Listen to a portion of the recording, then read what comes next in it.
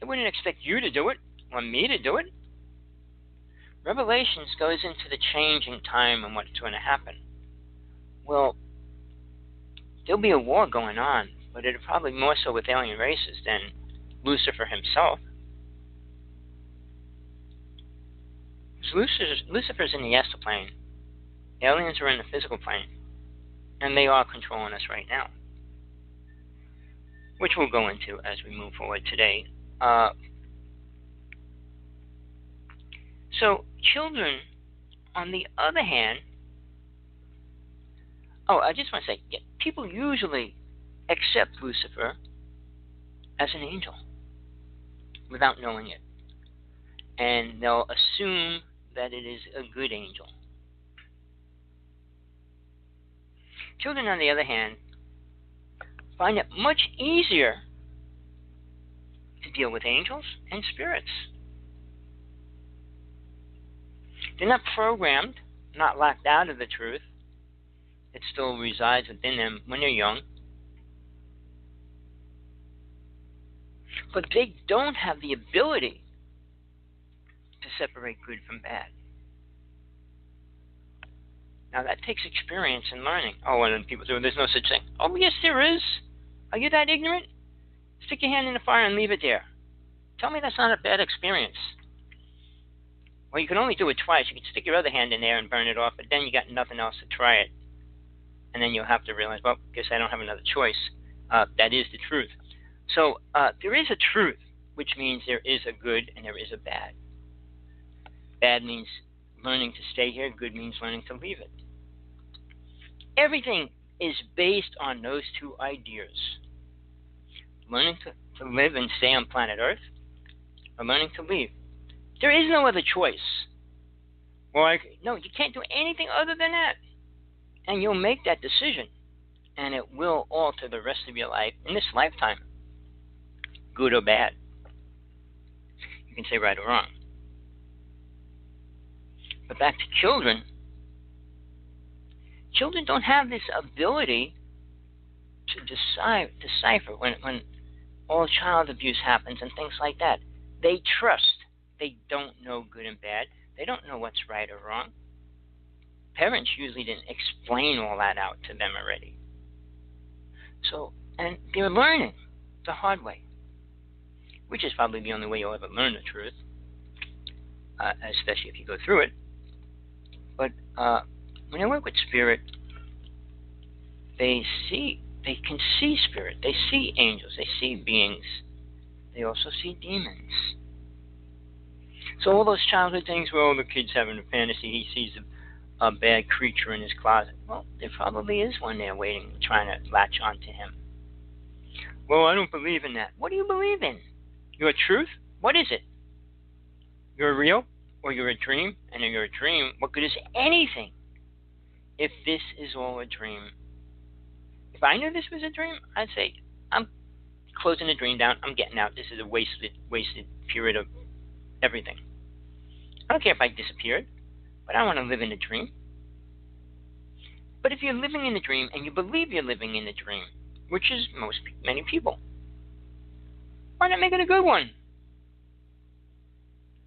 You could have a good experience and learn as well. You don't have to be in a bad experience to learn. Are you willing to go into that space?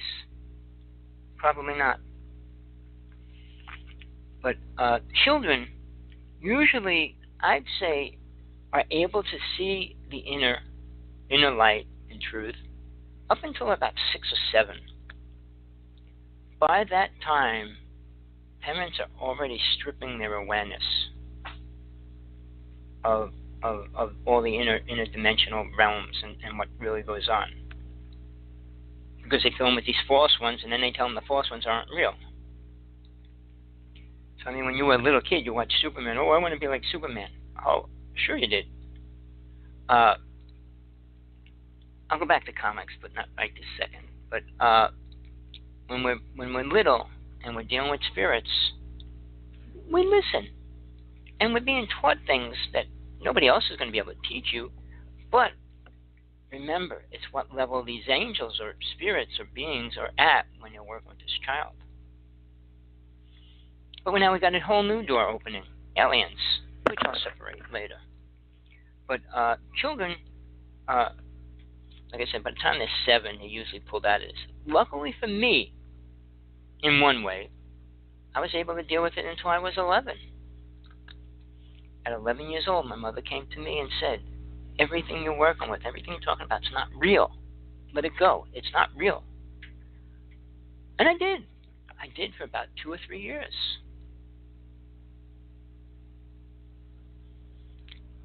At 14, I was brought up a Protestant, going to church every Sunday, listening to what they said about the Bible, which I knew was lies in a lot of ways. When I was little, I knew I was connected to Jesus, but not through the Bible. I'll get into that later. So, when I was 14, I was going for confirmation. It was in front of my priest, minister. Well, it was a minister for me, Catholic school, that person, priest. But I was allowed to ask him 3 questions. Imagine a 14-year-old boy going in front of their minister. Now you're becoming a man. You're getting baptized. You're going through confirmation. And what do you want to ask me? What's heaven look like? Think I got an answer? What's God look like? Think I got an answer? What do you do in heaven? Think I got an answer? Right then and there, I said, I'm following a fool. Somebody that knows nothing. Wants me to believe in something that he doesn't even have a clue about. Why would I want to do that? So at 14, I said, I'm no longer a Christian. Luckily, I was able to pull out of it because my mother was trying to make me become or go to church all the time and everything. But I said, no, that's it. I can't deal with somebody like that doesn't know the truth. And if he can't tell me it, he doesn't know it. I can tell you what I know is truth, period. Because I experienced it. So I started my first real search, and I call it my true spiritual search, at the age of 15. I mean, I already had encounters with an alien, ships, demons, and deities. So I was aware of a lot of things already. So my quest started already one step out of the gate. And I was already ahead of everybody else. That's not ego. It's reality. It's the truth. If you don't experience anything, you're behind. You're behind moving forward. Without that experience, you're nowhere. You don't understand truth, or never will. Not in this lifetime. I know you're not liking what I'm saying. It might be bothering you greatly. But the truth is, the truth hurts. It's not just love and light. That's not the truth. That's the lie. Love everybody. Really? Why? It'll make the world a better place? You think the world's a better place right now than it was 100 years ago? 200 years ago? 500 years ago? Remember, they were slaughtering the native people then, and claiming that they're the demons. That's why they were red-skinned. That's why Lucifer, the devil was always marked as red and everything else. But it's sad. It's sad how man justifies it. The same as Moses coming down from the mountain and his people rebelling. He called them demons, so he killed them all. Well, he had them killed. Same thing. No different. You don't like something, kill it. But when you're talking about control of Lucifer, you can't kill it. You don't even know it. You just accept it, which is bringing you to a major downfall. So, now, keep in mind, we all have things to learn in our life. And it's not the things you think you need to learn. If you think going to college is going to help you with anything spiritual, guess again. It will not. My brother went to a Catholic college. You think it helped him? He became an atheist. So when we talk about things things that are supposed to help us. They don't. If somebody else says this is going to help you, they're lying to you. You only get help when you ask for it, but you have to ask within. And I'm not talking about getting money in your life.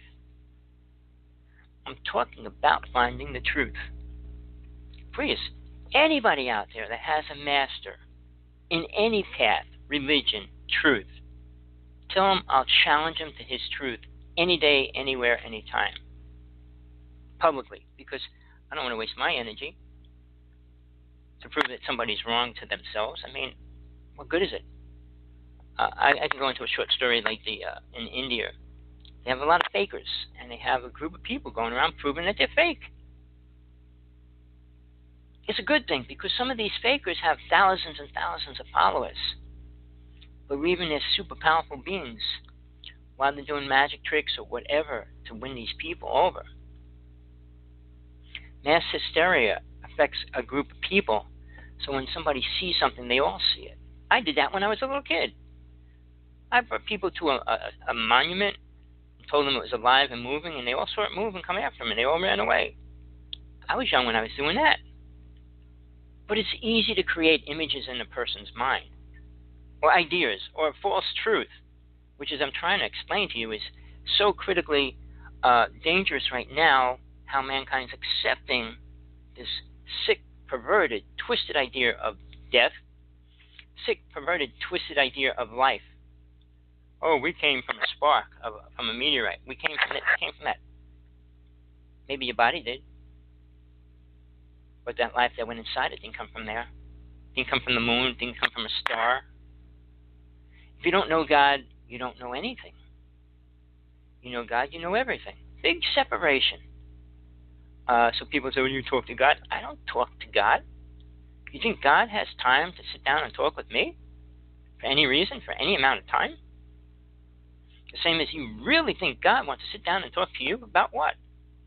How you're such a fool? That you drink too much, you smoke too much, you eat too much. I mean, all those little things are ridiculous. So, when we talk about creating, I mean, the mind creates a lot of the things in our reality. When you're going to create, and you want to create a protector, you create an angel. What angel you're going to call on? What name you want to give it? That's the first thing. Most people rely on what everybody says, and whoever. Now, there's 9 angels in the Bible that are mentioned, and people only quote usually 2 of them, Gabriel and Michael.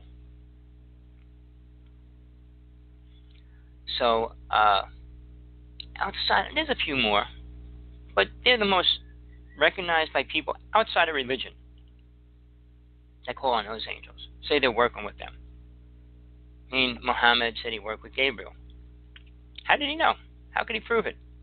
So when we talk about angels and want to create one, well, we try to create one that we know, that we think we know.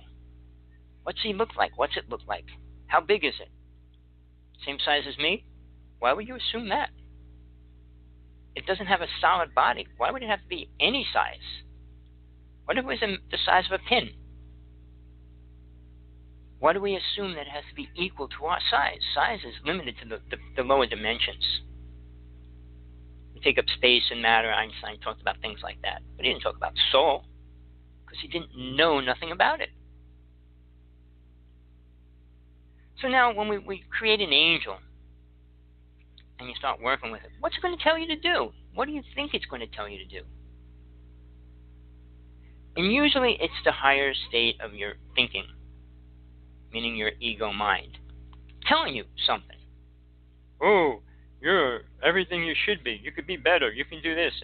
And all those kind of things have nothing to do with soul. Soul is what it is. It doesn't change. Not going to grow, shrink, or anything else. Now, it will take on a body again in the astral plane. But it's capable of picking on the age and stuff like that with that body. It doesn't have to take this car that's sold at the market. Oh, this one's for sale, this one's for sale. No, you can take on anything you want, which is better than here. It's not great, but it's better than here. So when people go on about all these things,